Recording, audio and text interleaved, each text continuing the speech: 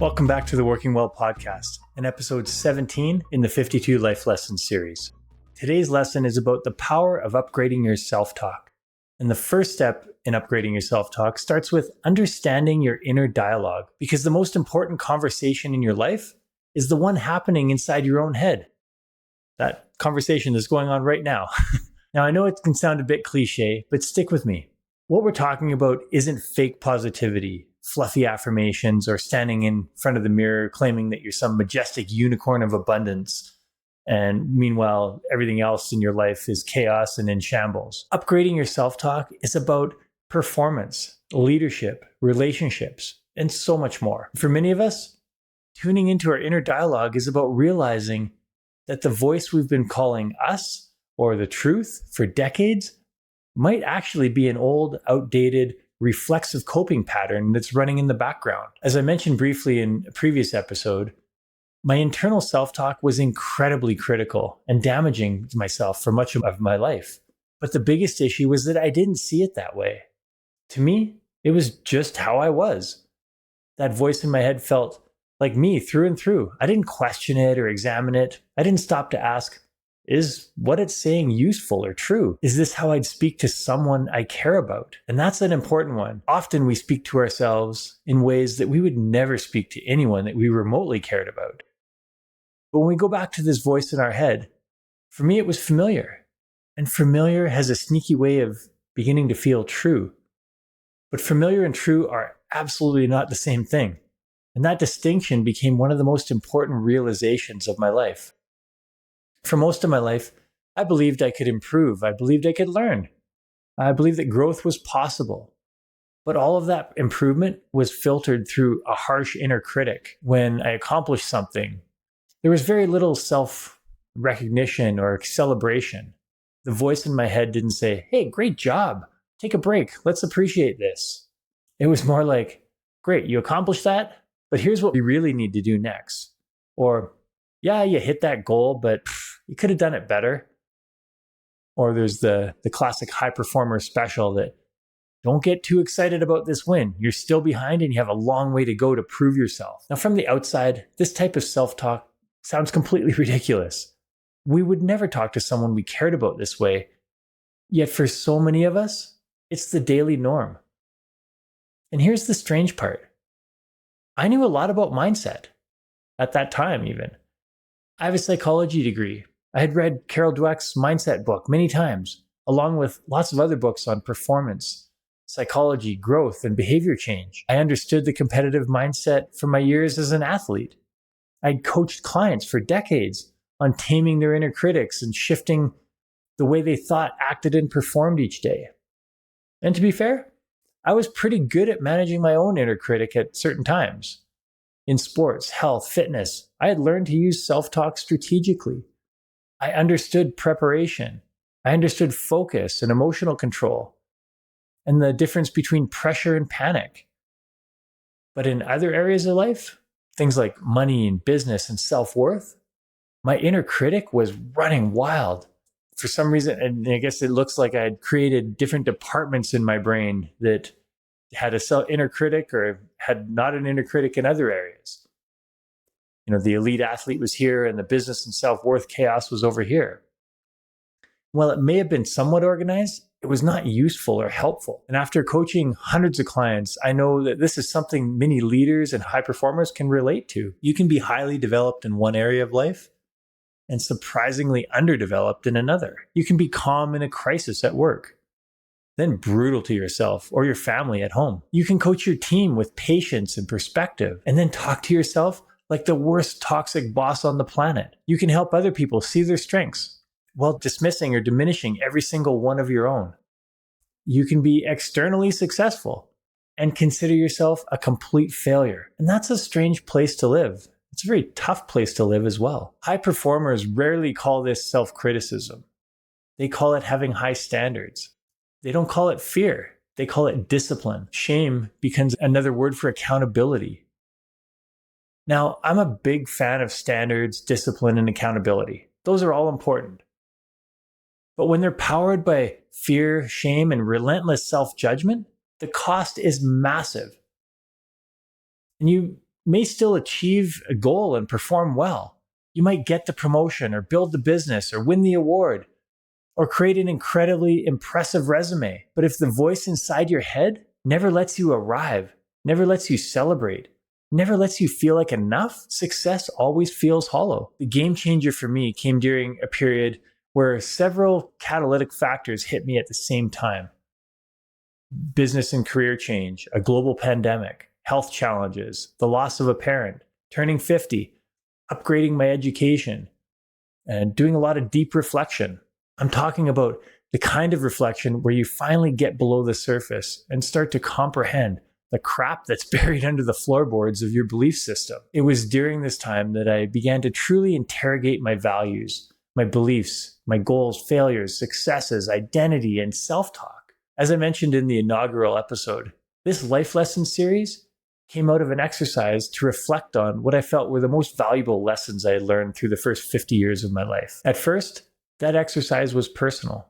It wasn't a podcast strategy, not an attempt to package wisdom in a tiny bow. It was an attempt to make meaning from my life and experiences, to pause, to look honestly at the specific factors that helped shape me the most. What had helped me? What had hurt me? What did I want to carry forward into the next 50 plus years of my life? Because I plan on living that long. And what emotional bricks did I desperately need to stop dragging around my life? Going back to school for postgraduate studies in executive coaching was also a major catalyst. That extra level of self-reflection, combined with the opportunity to be coached by phenomenal coaches, helped me cut through my hubris and get closer to the core of who I was and who I wanted to become. And yes, hubris is the polite word for my prior state of mind. That process was extremely challenging and painful at times, but it was also incredibly freeing because I finally realized something important. I wasn't trapped inside those old scripts. That voice wasn't me. It was simply a pattern. And patterns can be changed. One of the models that became truly inspirational and practical for me during this growth journey was positive intelligence, developed by Shirzad Chamine. Put simply, positive intelligence, or PQ as it's known, is a mental framework or mental fitness framework that helps people recognize when their mind is working for them versus working against them. The PQ framework provides clarity and structure to the ongoing battles between what you call your inner sage and your saboteur. Now, whether or not you use the PQ language or similar terms such as growth versus fixed mindset or the angel and devil on your shoulders, the foundational idea is recognizable and resonates deeply for most people. Your saboteurs, they're the habits and ways of thinking that are often driven by outdated protective instincts. They're the coping strategies and behavioral patterns typically developed early in life that at some point helped you survive, succeed, and avoid rejection, gain approval, or stay in control of some situation. The problem is, many of these patterns just have stopped working for us. They've become like old software. They're still running and consuming energy, but continually creating glitches, ineffectiveness, and unnecessary challenges. Examples of PQ saboteurs include the judge, the avoider, the controller, the pleaser, the victim, hyperachievers, and several others. While we all have a variety of saboteurs operating with us each day, I want to take a closer look at the hyperachiever for a second, because that one tends to show up a lot in corporate leadership circles. Hyperachievers are often the ones that get promoted. They hit their targets, they win awards, they build teams and businesses. They look fantastic on paper.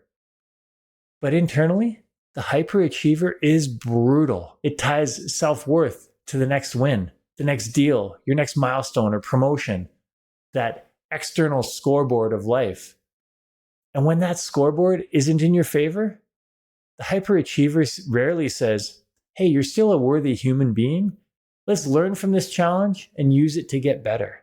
It says, what the hell is wrong with you? You're useless. You'd better get your shit together or everyone's going to see you as a failure. And logically, we know that's not kind or helpful or even a sign of good leadership. Yet it's so prevalent in the corporate world. The thing about the saboteurs is that they always accompany negative emotions. And despite what our saboteur mind will tell us, they never produce optimal outcomes. Sure, you can get results from a saboteur mindset, but on the other side of the PQ framework is the sage perspective. Your sage is your wisest self. It's grounded in empathy, curiosity, exploration, innovation, and clear action. An important fact that often gets overlooked is that your sage isn't delusional. It's not some pie in the sky nirvana that's not achievable. The sage doesn't pretend everything is wonderful when it's actually going sideways. The sage faces reality directly, but it does so without negativity, blame, or other counterproductive emotions. Instead of asking, why am I such a failure? Or how did I let this happen? Or even, what will people think? The sage asks, what's actually true here? What can I learn? And what is the next useful action? What is aligned with my values and the person I want to become? And that shift matters because the questions we ask ourselves determine the quality of the answers we have access to. A saboteur question narrows the world, whereas a sage question opens it. And the strategy with PQ is to recognize and label your saboteurs while practicing simple mental fitness reps that help you shift from saboteur to sage. And these practices are called PQ reps, and they can be done as little as 10 seconds. Often, they involve bringing your attention to some physical sensation, such as your breath or the present moment, or any type of physical stimulus. Now, with a degree in psychology and a lifetime of mindset training experience as an athlete and performance coach, the principles underpinning positive intelligence weren't new to me. Self-awareness, emotional regulation, attention control, growth mindset, cognitive reframing, mindfulness, self-compassion. These concepts are all well documented and researched. But I had never had them explained in such a simple, intuitive, and easily applicable way across every area of life. That was the powerful part. The science that Shirzad built the PQ model on draws strong underlying research in psychology, neuroscience, performance psychology, behavior change. From my own experience and from seeing clients apply these principles, the results in the moment can feel almost magical. Now, not magic in the supernatural sense, magic in the I can't believe 10 seconds of focused awareness just stopped me from sending that poorly written, spicy email, which frankly is practical magic. Now, research supports all of these underlying principles. Self-talk has been studied extensively in sport and performance contexts. Research has shown that structured self-talk can improve performance, especially when it's trained as a skill rather than treated as some sort of motivational confetti. Other research on third-person self-talk suggests that speaking to yourself using your own name or from a slightly more distanced perspective can help regulate emotion. Now, that may sound odd at first, but there's a real difference between saying, I'm overwhelmed, and saying, Tim's feeling overwhelmed right now, and he needs to slow down to choose the next useful step. Or my saboteur is feeling overwhelmed and is impacting how I'm acting. Yeah, it feels a bit weird, but it works. That small shift creates psychological distance and helps us observe the emotion without being swallowed by it. There's also research showing that mindful attention to the breath, for example, can influence emotional regulation and supports the connection between brain regions, the ones involving emotion and decision making. In plain English, when we pause, we breathe, we're able to bring our attention back to the body. We're not just doing soft stuff. We're directly impacting our physiology and our psychology in ways that give the nervous system a chance to shift gears. And that matters because leaders under stress rarely make the best decisions when their nervous system is in crisis mode. You've probably been there. You react out of emotion, you defend, you avoid, you try and control the situation, over control it. You're maybe people pleasing or overworking and then withdrawing. People that are in crisis mode and stressed send emails that probably never should have been written. And this is where self-talk becomes a leadership skill, because leaders don't leave their inner dialogue at home. They bring it into every meeting, every decision, every conflict, every coaching conversation, and every moment of uncertainty. A leader whose inner dialogue is dominated by judgment will struggle to create psychological safety. A leader whose inner dialogue is dominated by fear will struggle to make bold decisions. When it's dominated by scarcity, they'll make short-term decisions that damage long-term trust, culture, and performance. And a dialogue dominated by shame will often struggle to receive feedback without defensiveness. In the same line, a dialogue that never allows rest, recovery, or celebration will unintentionally teach the team that burnout is the cost of excellence. On the flip side, a leader who has trained their self-talk creates a very different environment. They can pause instead of reacting, ask instead of assume. They repair instead of defend, challenge instead of shaming. They can hold high standards without making people feel small. And again, this isn't fluffy stuff. This is powerful, operational, and scalable because the internal state of leaders becomes the operating environment of the teams they lead. Your self-talk shapes your leadership talk. Your leadership talk shapes team behavior. Team behavior shapes culture. Culture shapes performance. And performance shapes the business. This is why inner dialogue matters so much in the corporate world. The way people think, speak, recover, relate, and lead directly affects things like trust, energy, innovation, execution, and results. Now, for me personally, one of the most interesting realizations was that I had unknowingly been using many of these principles and techniques in sport and client work for decades. I just hadn't applied them to all areas of my own life. That realization was both humbling, a bit frustrating, but profoundly powerful. And now I regularly see clients go through this same realization. They'll say things like, I'm great at coaching my team, but I'm terrible at coaching myself. I would never speak to someone the way I speak to myself. Or I thought this pressure was just part of being successful. That awareness is often the first crack in the old identity. And that crack is where the light starts to get in. Now, to bring this back to self-talk, I now regularly realize that my judge and several key accomplice saboteurs, as PQ system calls them, were running my internal scripts for decades. It's refreshing to now have the awareness and the tools to recognize when I've shifted into saboteur mode and how to quickly return to operating from the sage perspective.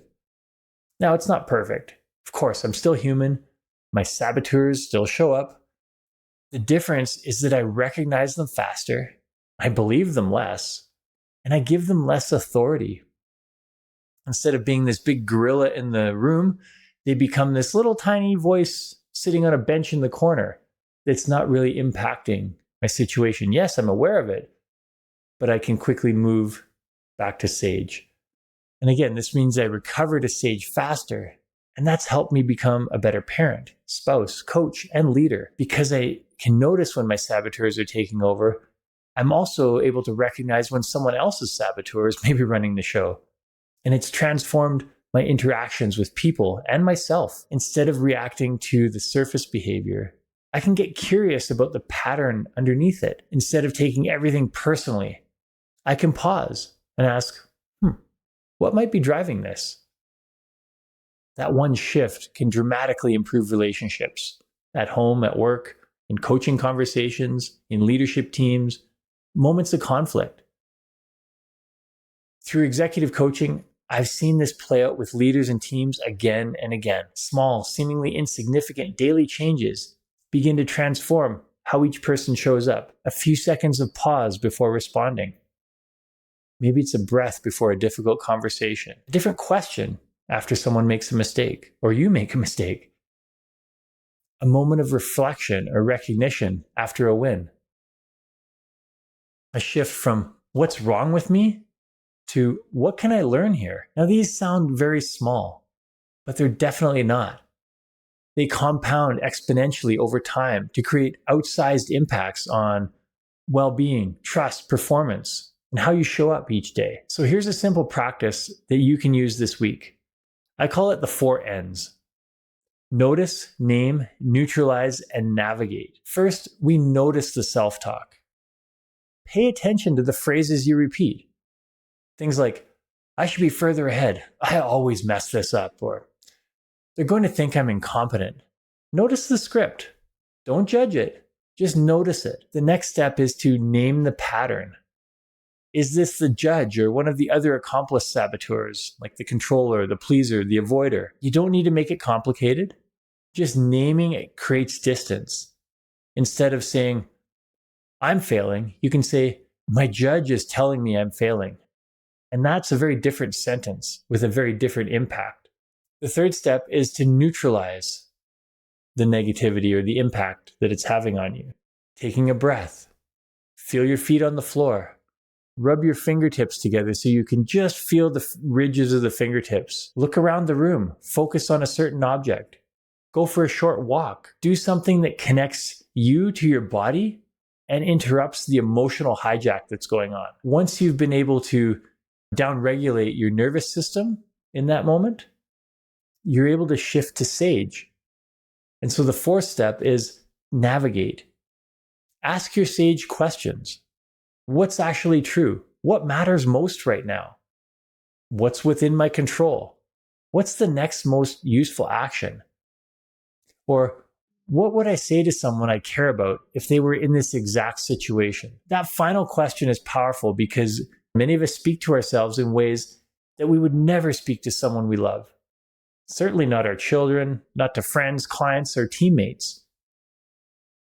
So think about how we would respond if it was someone else. Now, 5 years ago, I was confident I had my mindset dialed in. Now I realize how mistaken I was. And honestly, that realization has been one of the most freeing experiences of my life. Because if my self-talk wasn't fixed, neither was I. If those old scripts were learned, they could be rewritten. And despite the incredible shifts over the past few years, I now believe I've only scratched the surface of what upgraded self-talk can provide. And that's the beauty of this lesson. The goal is not to eliminate negative thoughts. That's not realistic. Your brain will continue to produce strange, dramatic, unhelpful thoughts. That's just part of being human. The brain is a meaning-making machine. The goal is not to believe every thought you have. The goal is to build enough awareness and skill that you can choose which thoughts deserve leadership authority. To put it in the business sense, not every thought gets a seat at the executive table. Some thoughts need to sit quietly in the lobby until they calm down, and many are never going to make it past the gatekeeper. So this week, pay attention to your inner dialogue, not with judgment. That would be, well, beautifully ironic and entirely unhelpful. Pay attention with curiosity. What does your inner voice say when you make a mistake? What does it say when you succeed? What about when you're at rest? What does it say when you look in the mirror or before a difficult conversation? Or when you're considering taking a bold step? Then it's time to ask, is this voice helping me become the better person, leader, parent, spouse, friend, and human that I want to be? If not, it might be time for an upgrade, because the most important conversation in your life is the one happening in your own head. And my goal is to make it one worth listening to. I wish you all the best. If you feel like coaching would help you navigate these changes, please reach out through timborys.com or on LinkedIn. I will see you in the next episode. That wraps up another episode of the Working Well podcast. If you enjoyed the show, please rate, review, and subscribe wherever you get your podcasts. Now, which guests or topics would you like to see featured on the show? Message me through LinkedIn or on the contact page of timborys.com with your ideas. Thanks for tuning in. I'm Tim Borys with Fresh Wellness Group, and I look forward to seeing you on the next episode.